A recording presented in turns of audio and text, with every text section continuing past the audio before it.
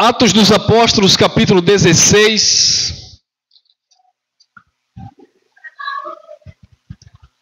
Versículo 16 em diante. Atos 16, 16. O espírito adivinho, esse é o tema dessa reflexão. O espírito de adivinhação. Atos dos Apóstolos 16, 16. Diz assim o texto. E aconteceu que, indo nós à oração, nos saiu ao encontro uma jovem que tinha espírito de adivinhação, a qual, adivinhando, dava grande lucro aos seus senhores. Esta jovem, seguindo a Paulo e a nós, clamava dizendo: estes homens que nos anunciam o caminho da salvação são servos do Deus Altíssimo. Até aqui ninguém vê nada demais nesta mulher. Até aqui ninguém vê nada demais nessa jovem. Essa jovem estava mentindo? Essa jovem estava falando alguma coisa aqui que não fosse uma verdade? Não. Essa jovem estava falando a verdade. A jovem olhou para Paulo, para Barnabé, para os irmãos que estavam ali fazendo, né, a propagação do evangelho. E ela disse: esses homens que nos anunciam o caminho da salvação, esses homens são servos do Deus Altíssimo. Então, na verdade, aquela mulher elogiou Paulo, elogiou aqueles irmãos que estavam ali fazendo aquela obra. Então, onde é que entra aqui o espírito de adivinhação? O espírito de adivinhação, Paulo? O que acontece, irmão, é o seguinte: essa mulher, ela tinha um dom. Ela tinha um dom, ela tinha uma capacidade, e ela era vista dentro daquele contexto, dentro daquela sociedade, como alguém que adivinhava as coisas, que revelava as coisas. Só que quando ela falou aqui que Paulo e Barnabé, os irmãos, Silas, aqueles que estavam ali acompanhando ali, eles eram servos de Deus e anunciavam a salvação, para Paulo e os demais ela falou a verdade. Só que para os ouvintes dela, ela estava contando mais uma adivinhação.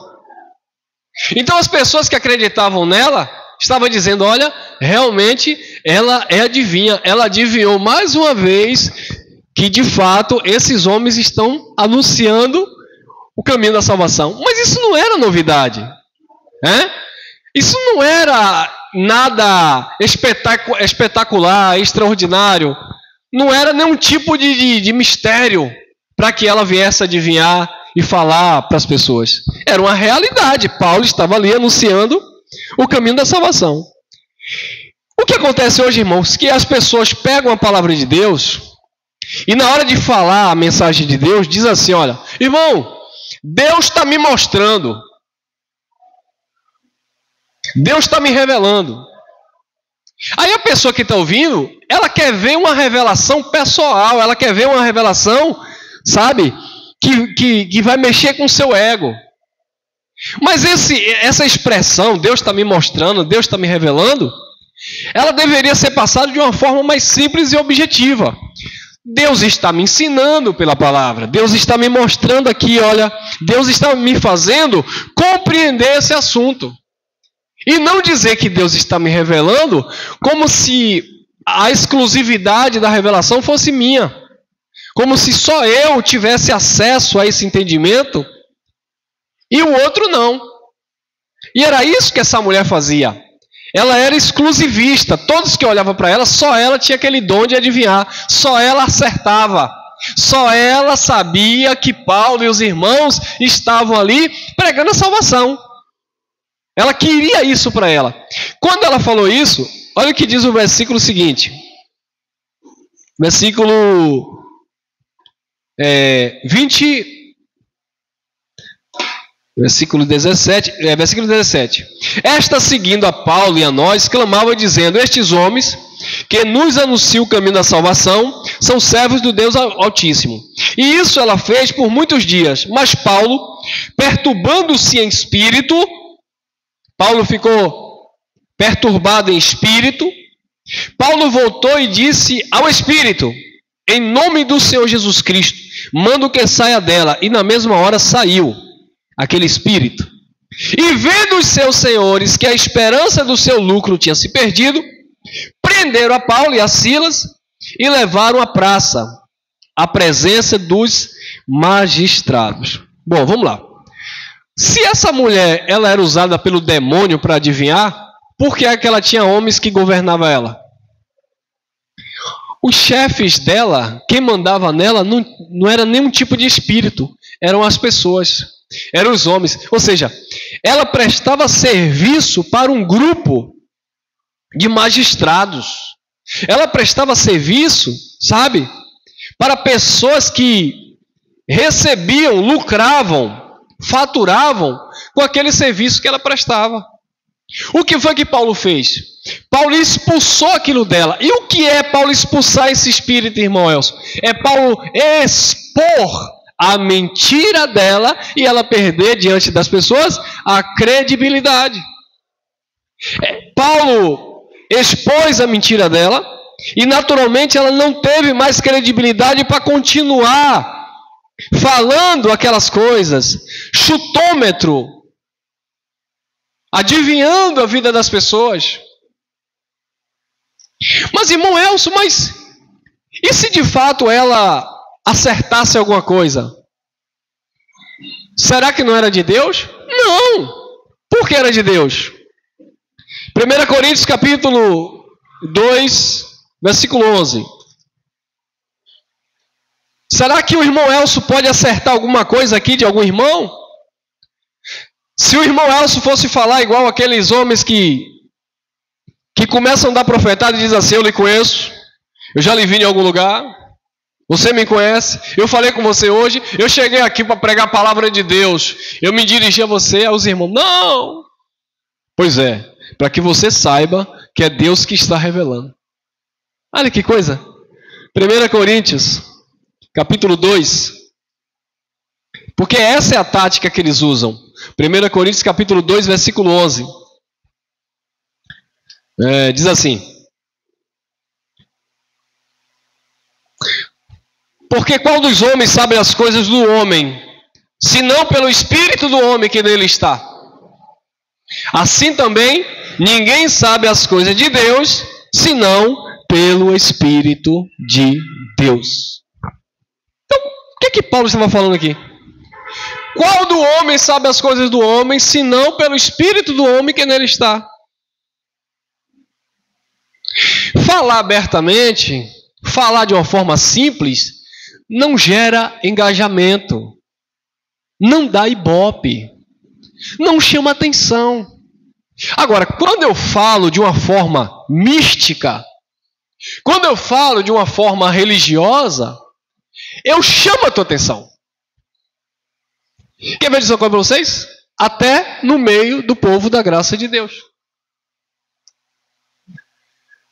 Queridos, isso é psicologia. Isso é trabalhar com a mente do ser humano. Se eu quiser, eu deixo vocês dormir na mensagem. Se eu quiser, pela mensagem, eu acordo vocês. Porque vai depender daquilo que eu estou falando que vai chamar a tua atenção. Tudo que a religião falava chamava a nossa atenção por causa do misticismo.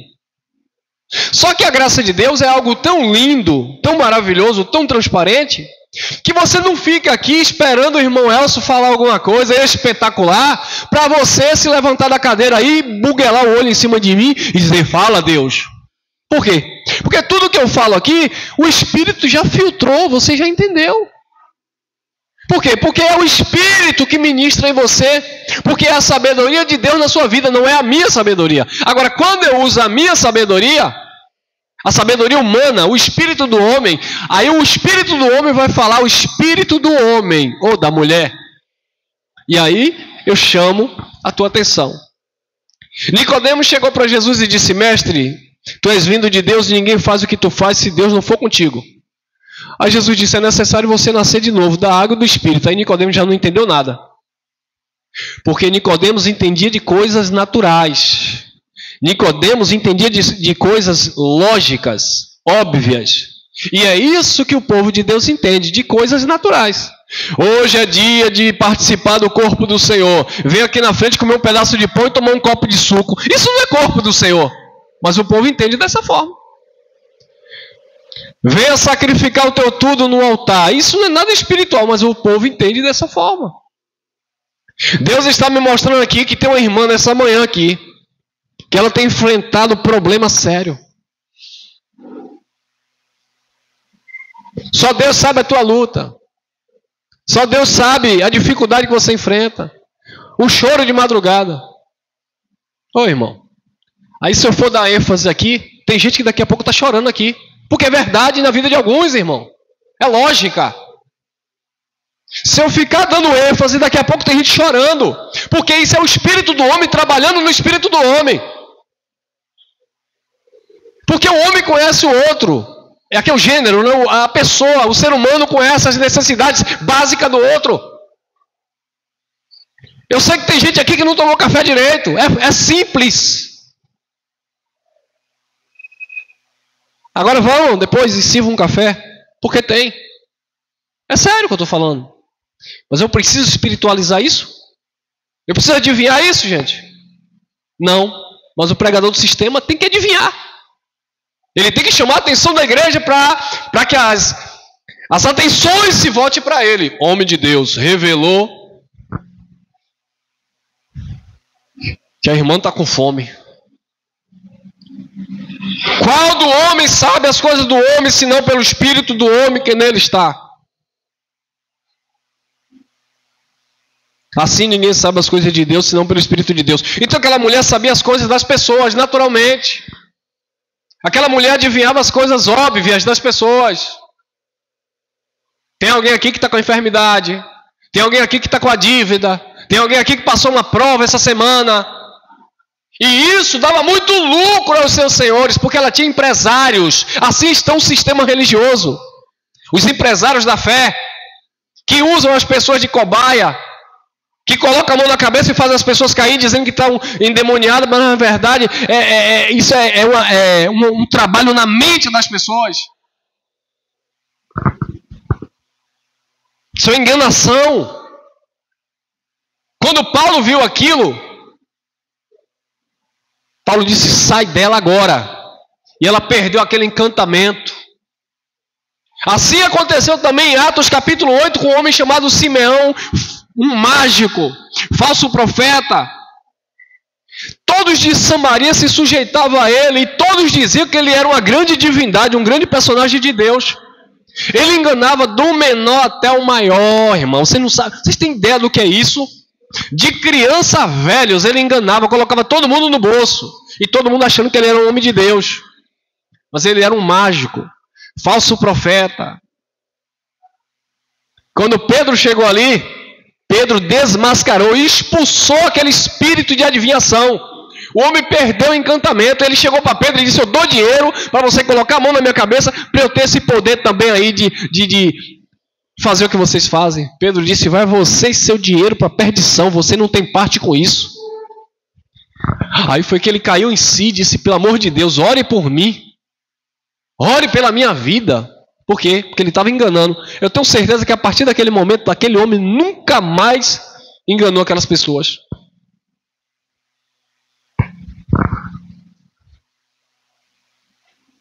E assim está o sistema religioso. Não é um espírito que possui. Paulo não expulsou um ser espiritual. Paulo expulsou. É por causa das expressões, né, irmão? Entenda uma coisa. O livro de Atos não é Paulo escrevendo, tá? Foi Lucas. Outra coisa, Atos dos Apóstolos não é evangelho, é Atos dos Apóstolos. Depois da ressurreição, os apóstolos começaram a fazer missões. Então não tem nada a ver com a revelação da graça.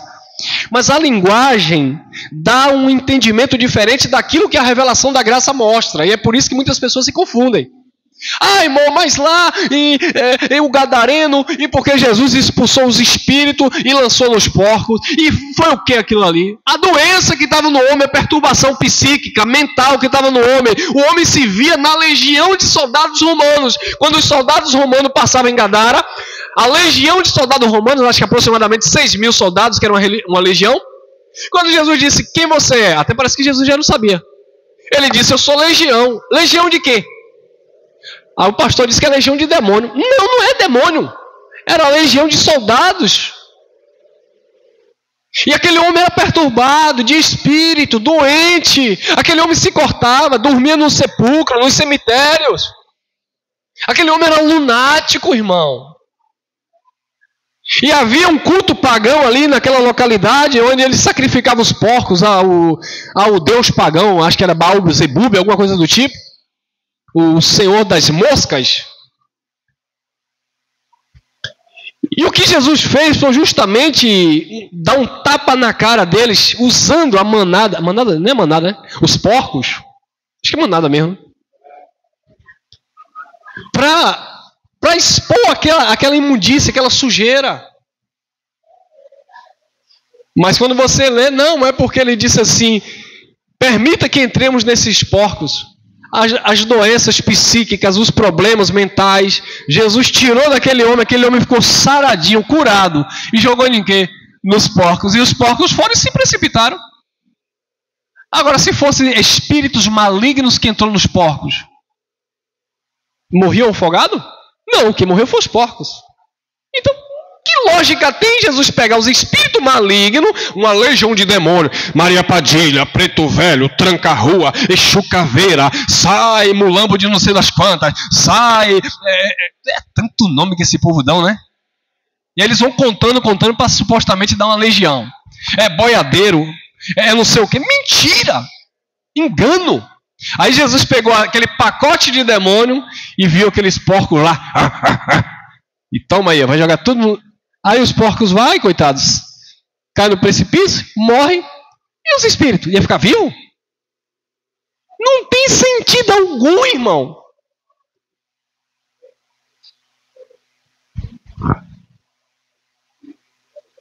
Tem nada a ver. Eram doenças mentais, psicológicas daquele povo. O Evangelho da Graça, ele arranca esse espírito mal da sua vida. Espírito de suicida, pessoas que querem tirar a própria vida, a graça vem, lava a mente. Espírito é uma força de expressão. Sabe quando as pessoas dizem assim, esse rapaz tem um espírito de porco, de imundícia, de sujeira? É isso. Espírito imundo as pessoas usam como jargão. A pessoa que não quer se higienizar, não quer se limpar, só quer viver nas drogas, na cachaça. A palavra cura, sara a mente dessas pessoas quando as pessoas dão crédito a ela.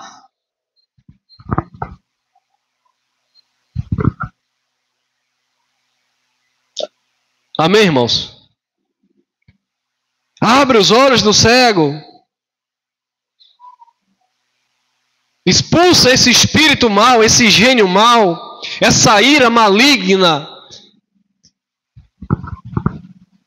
esse sentimento de vingança que tudo quer pagar com a mesma moeda.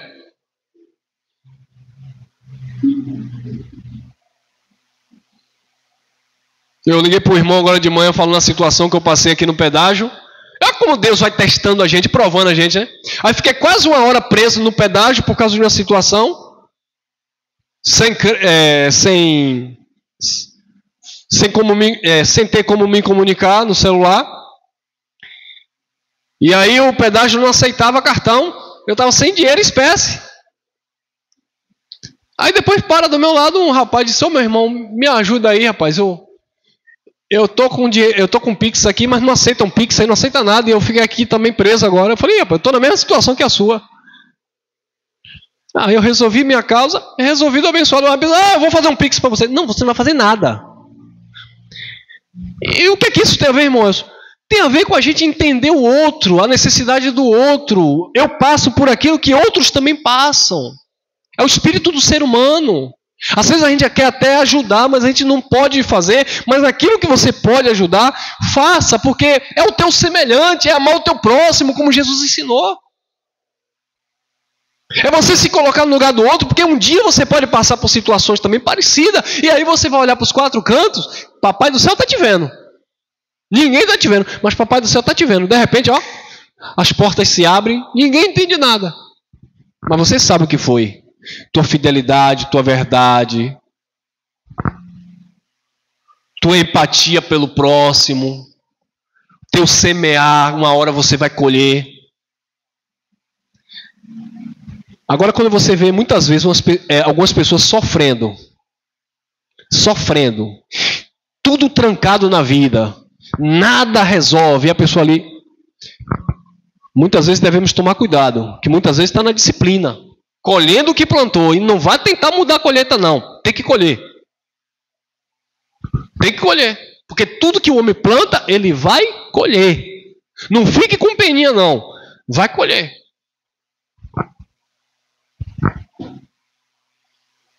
Não tente ajudar, não tem... Ô irmão, assim, e quando é que você entende isso? Quando é que eu entendo isso? Por exemplo, houve uma situação que eu tentei ajudar uma pessoa, mas eu me cobrei muito. Quero ajudar, o que é que eu faço? Meu irmão, pense em um perrengue que eu passei. Eu fazia de tudo para ajudar, não me sobrava recurso nenhum. Não é possível, meu Deus, porque eu estou com tanta vontade de ajudar essa pessoa e nada, tal, e... Ao tempo foi passando, eu fui entendendo. Eu queria, mas Deus não permitia. É igual quando Paulo disse, eu queria ir pregar não sei aonde, o Espírito do Senhor me impediu de ir. Agora, quando você quer ajudar e as coisas favorecem a você para você ajudar, é Deus confirmando que tem alguém dependendo de você e que você vai auxiliar, que você vai socorrer. Amém?